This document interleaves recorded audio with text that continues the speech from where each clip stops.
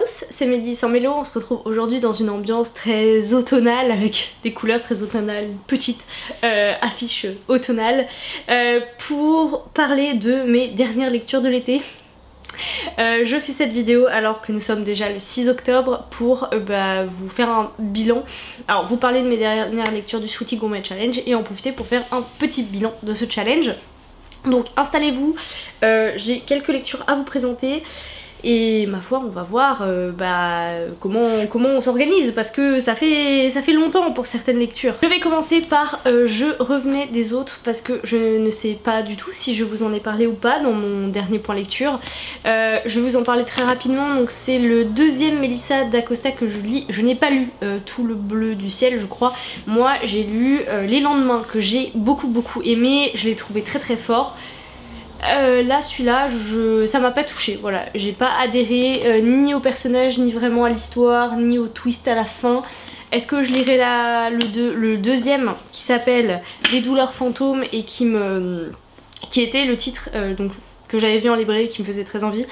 Honnêtement je ne suis pas sûre, voilà. Je vais pas m'étaler plus parce que vraiment c'est... Ouais je l'ai lu, c'était bien pour une lecture de vacances, ça tombe bien, c'est ce que c'était, mais c'était pas... Voilà. Je ne l'avais pas rentré dans mon challenge du Sweetie Gourmet Challenge, mais je pense qu'on peut le mettre dans le cocktail avec une romance, ça passera très bien, et ma foi, je ne vais pas le garder. Ensuite, autre lecture, je ne sais plus si je vous ai, à mon avis si je l'ai laissé là c'est que je ne l'ai pas fait. J'avais lu le tome 2 avant le début du Sweetie Gourmet Challenge et j'ai lu le tome 3 pendant. Et du coup je vais pouvoir le rentrer, et je vous le dis tout de suite, dans une assiette pour lequel j'avais prévu autre chose, pour le coup je n'ai pas lu, et qui est un digestif avec une lecture graphique. L'Éden des sorcières, j'avais beaucoup aimé le tome 1 et le tome 2 pour le coup, qui m'avait beaucoup plus... le tome 2 est beaucoup plus... Voilà, on avance plus dans l'histoire, les choses bougent, les dessins sont toujours aussi beaux, et il y a un petit côté un peu plus nature, on va dire. Autant le tome 3, bon, déjà la couverture moi elle me plaît pas trop et ensuite bon, il y a un petit retournement de situation à la fin qui est assez sympa. Je pense que je lirai la suite, les dessins sont toujours aussi beaux. Maintenant je pense que j'ai un petit peu moins aimé ce tome-ci que le tome précédent, voilà. Je vais pas vous en dire beaucoup plus, mais c'est une saga que je vais continuer à suivre. Maintenant, comme je vous l'avais dit je crois la dernière fois que je vous en ai parlé, ça m'a surtout donné envie de reprendre des mangas que j'ai laissés de côté et que j'avais beaucoup aimé, et qui sont Beyond the Clouds, qu'il faut que je rachète parce que c'est ma soeur qui les a, et comment ça s'appelle, L'enfant et le maudit. Pour le coup je crois que je les ai, il faut juste que je vérifie du combien au combien et que j'achète la suite. C'est aussi une lecture graphique donc il peut valider la même assiette, et à la fin il meurt. C'est de Lou Luby et en fait c'est une forme... Est-ce qu'on peut dire que c'est un essai? Oui je pense que c'est une forme, oui c'est une forme d'essai, mais sous format BD. Les dessins sont super drôles, les couleurs sont super drôles, la dessinatrice est pleine d'humour, et donc en fait elle a mis sous forme de BD le sujet il me semble de sa thèse, qui est donc la sale vérité des contes sur les contes de fées, qui est tout le cheminement et l'évolution des contes de fées au travers les âges, leur vision moderne revue par Disney donc, et la partie d'où ils viennent, les différents auteurs qui se sont parfois attribués les mérites d'autres et tout ça. Donc c'était vraiment super intéressant, il y a des tas de choses que j'ai apprises, des tas de contes aussi que je ne connaissais pas du tout. Pour chacun on nous présente... en fait elle choisit un conte à chaque fois pour illustrer un point qu'elle veut présenter, et je trouve ça super intéressant. Voilà, donc je vous le recommande franchement, j'ai beaucoup rigolé et j'ai appris plein de petites choses. C'est un roman que un graphique que je vais prendre plaisir à garder et que je vais aller ranger après. Ma lecture suivante c'est La prêtresse esclave de Victor Fleury, le tome 1, La croisade éternelle, et j'espère vraiment de tout cœur que j'ai pris des notes parce que je l'ai fini le 8 août et je ne me souviens plus de grand chose, je crois que je ne me souviens plus de la fin voilà. Je vois à peu près où on en était. J'ai passé un très bon moment lecture, j'ai beaucoup aimé l'univers autour de ce roman, ce qu'a créé Victor Fleury. J'ai beaucoup aimé le principe de la magie, la façon dont c'est présenté. J'ai beaucoup aimé le personnage principal de Nizaba, la prêtresse, qui m'a vraiment beaucoup plu. Donc j'ai trouvé ce premier tome très sympa, pas trop introductif, mais on comprend assez bien où on va et il reste quelques mystères à éclaircir à la fin. Donc c'est avec très grand plaisir je pense que je lirai le tome 2 et puis le tome 3, et il me semble même que je ne suis même pas sûre que ce soit terminé. Il y a peut-être même un tome 4 qui n'est pas encore sorti. Et j'avais mis ce roman dans lire un livre avec une couverture bleue. Voilà, donc ça me permet de valider une assiette mise en bouche. Ma lecture suivante c'était The City of Breath de S.A. Chakraborty. Donc c'est La Cité de Laiton, c'est paru chez De Saxus en France. Et j'ai adoré cette lecture, franchement. Je lisais deux choses en parallèle. Et en fait il y a juste une lecture, je sais même plus ce que je lisais. Ah mais si, suis-je bête, je lisais celui-ci dont je vous parlerai juste après. Mon chat fait ses griffes juste à côté. C'est bon? Ouais. Viens là. Viens dire bonjour. Non, tu veux pas? D'accord. Voilà. Super roman. Là aussi, l'univers oriental à fond. On adore, avec des jeans, mais que demander de plus? Moi, vous savez, c'est quelque chose que j'adore. J'ai eu l'impression, d'une certaine façon, de me retrouver un peu entre Rebelle du désert, que j'avais adoré, vraiment, et avec... là, c'est plus dans l'ambiance que dans l'univers, parce que c'est pas du tout la même chose. Enfin, non, c'est pas du tout la même chose, mais vraiment en termes d'ambiance, ça m'a d'ailleurs donné envie de lire la suite. C'est The Daughter of Smoke and Bones, dont il me reste toujours le troisième tome à lire, et franchement, bon, le seul petit reproche que je peux lui faire, c'est la partie, je pense, voilà, la partie sentimentale qui n'est pas du tout mise en avant. Enfin, disons que c'est pas le centre de l'histoire, c'est pas au premier rang. Mais ça va peut-être un petit peu trop vite et 2-3 fois, bon voilà, c'est un petit côté trop young adulte. Et c'est dommage parce que franchement sinon, mais c'est un sans faute absolu pour moi. Alors on n'est pas sur, pour le coup voilà, on n'est pas sur de l'adulte, ça reste abordable, mais par contre c'est très fouillé comme univers, j'ai trouvé ça super bien fait, tout est très bien amené, il y a un très bon rythme, on se lasse pas, et puis moi je vous dis, enfin elle me faisait super peur cette brique, mais je l'ai bouffée. Et encore, je me suis retenue parce que on avait décidé de le lire en lecture commune avec quelqu'un du membre de mon groupe des Bebop, la team Bebop en force, sur l'été. Parce qu'en fait, je l'ai sorti de ma palle, non pas parce que je l'avais mis dans mon challenge, c'était pas le cas, mais du coup, on va dire que c'est le cas parce que ça fait plus d'1 an qu'il est dans ma palle, donc voilà. Mais je l'ai sorti surtout parce que ça répondait au thème de je ne sais plus quel mois du challenge, je sais plus si c'était juillet ou août, et je l'ai défoncé, voilà. Et franchement j'avais toutes les peines du monde à me retenir, puis elle, la pauvre, elle avait d'autres trucs à lire à côté, donc c'était compliqué, et j'ai acheté la suite direct, c'est à dire que le week-end je suis allée à Paris dans une librairie anglaise pour acheter le tome 2. Voilà, je ne suis... Est-ce que j'ai acheté le tome 3 ou pas encore? Pas encore, mais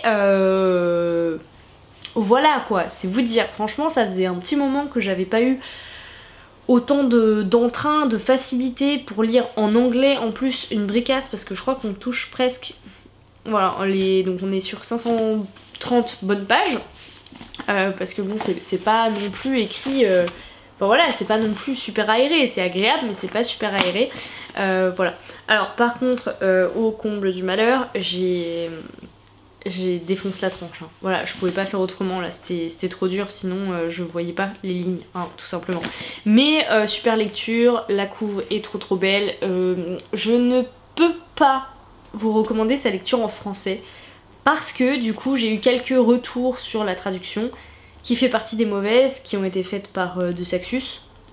Donc il y a des bouts de phrases de correcteurs dans les paragraphes, donc ça ne veut absolument rien dire. Et pour le reste, voilà, j'ai vu quelques photos, mais moi, si vous avez le niveau, je ne peux que vous conseiller de le lire en anglais, parce que bah, c'est là qu'on palpe les jeux de mots et tout l'humour qui va avec, quoi. Parce que vraiment, oui, il y a des personnages qui sont drôles. Ouais, il y avait un tout petit côté de la trilogie de Bertimus, vraiment tout petit, mais franchement ça m'a beaucoup plus fait penser à le mix, je vous dis, entre Rebelle du désert et Daughter of Smoke and Bones.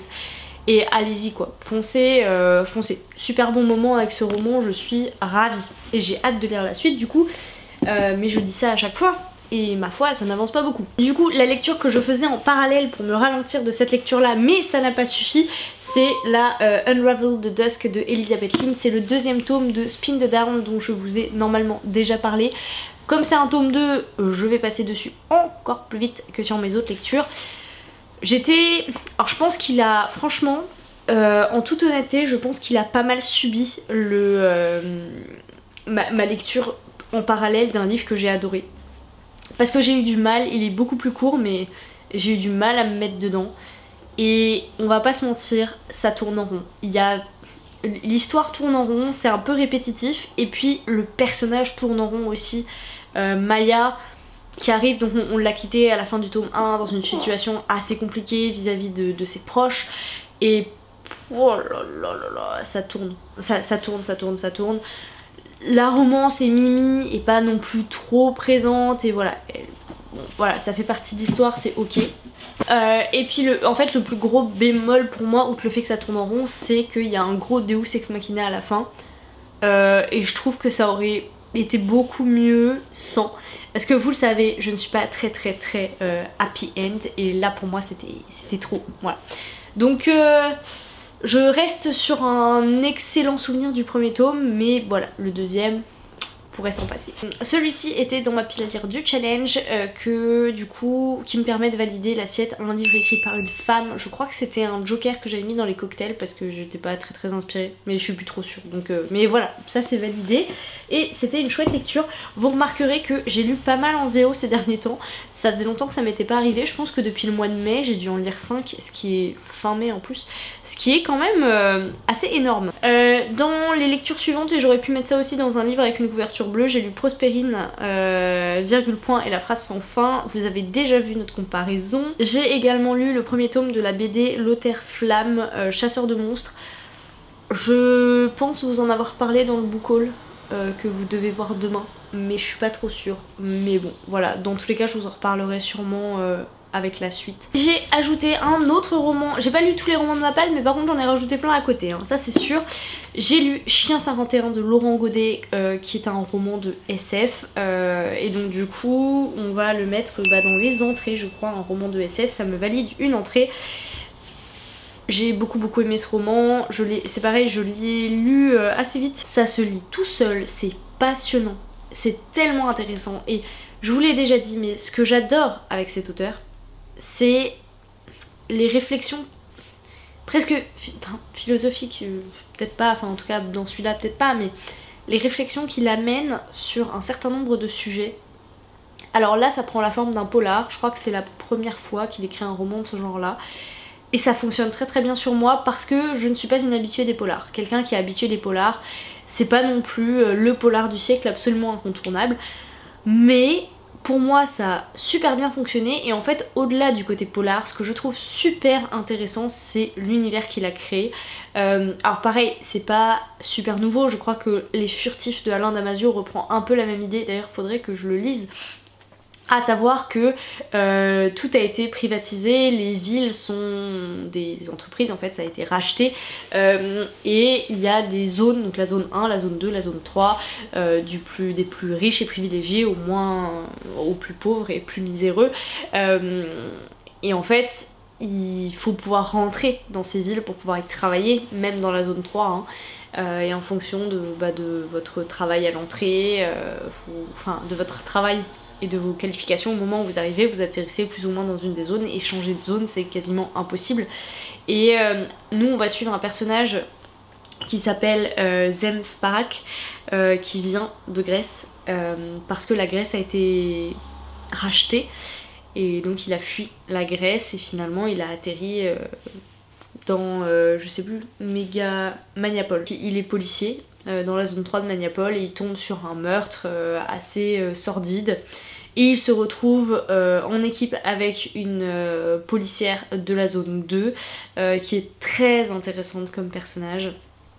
Et en fait c'est tout est passionnant. Ce qu'il a imaginé, ce que l'auteur a imaginé comme forme de torture par exemple, ce qu'il a imaginé comme forme de consommation, du sexe comme drogue, c'est incroyable, je peux que vous le recommander, ça se lit super vite. Alors il n'est pas encore sorti en poche et puis bon c'est chez Actes Sud hein, donc voilà, mais c'est un auteur dont je vous ai déjà parlé à plusieurs reprises.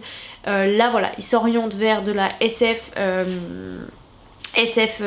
zut, il s'oriente vers de la SF policière. D'ailleurs il sera dans le PLIB adulte de 2023 du coup, s'il est sélectionné en tout cas dans les 80, c'est pas dit, mais franchement foncez. Lecture suivante, j'ai lu Vita Nostra et ça aussi c'est un livre que j'ai sorti de ma palle grâce au challenge SFFF, donc je suis super heureuse. J'ai lu donc cette grosse brique que j'ai enfin sortie de ma palle. Tout le monde en a énormément parlé l'année dernière en disant que c'était une expérience de lecture absolument incroyable. Je vous en ai parlé rapidement en vlog, je vais pas vous en parler là tout de suite parce qu'en fait je vais attendre que Mélo le lise pour vous en parler. Je vais quand même dire quelques mots parce que j'ai peur de tout oublier d'ici là, mais c'était très intéressant, mais disons que ça m'a pas fait le même effet coup de poing que ce que j'ai entendu dire de la part de tous les lecteurs. Donc j'ai passé un très bon moment, c'était super intéressant, parfois un peu malsain, gênant, tordu, mais passionnant.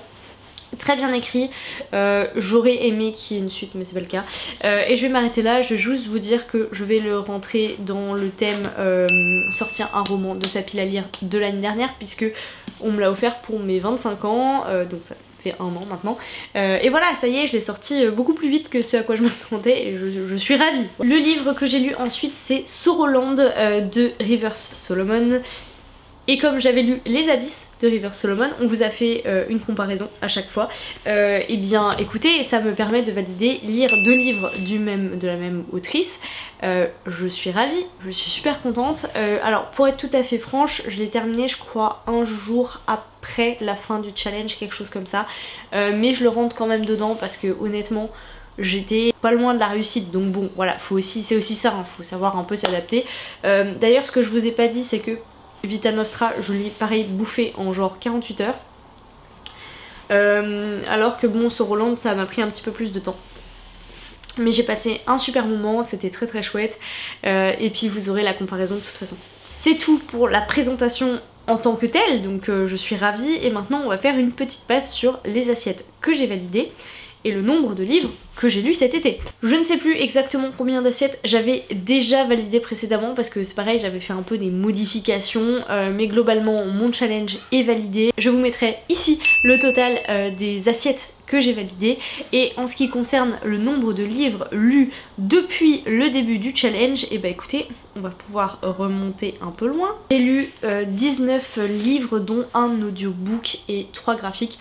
Bah écoutez, je suis super contente, ça faisait longtemps que j'avais pas lu autant je pense, très très contente. Voilà, c'était un beau challenge, ça m'a permis, alors c'est surtout le challenge SFFF, mais ça m'a permis de sortir des livres qui étaient dans ma pile à lire depuis longtemps, des grosses briques qui me faisaient peur, et finalement les briques qui me faisaient le plus peur c'est celles que j'ai lues le plus vite et avec lesquelles j'ai passé le meilleur moment, donc super contente de ce challenge, j'espère que vous aussi. D'ailleurs, petite anecdote très drôle que je viens de remarquer, j'ai commencé le challenge avec Les Abysses et je l'ai terminé avec Sauroland, donc voilà, la boucle est bouclée. J'espère que ce challenge vous a plu, venez nous dire en commentaire si vous l'avez réussi et si oui, avec quel roman. Est-ce que vous avez lu certains livres que je vous ai présenté, est-ce que certains vous font envie? Dites-moi tout dans les commentaires. J'espère que vous avez passé un très bel été et que le début de l'automne s'annonce bien et cosy comme il faut. Et en attendant une prochaine vidéo, je vous souhaite à toutes et à tous de très belles lectures.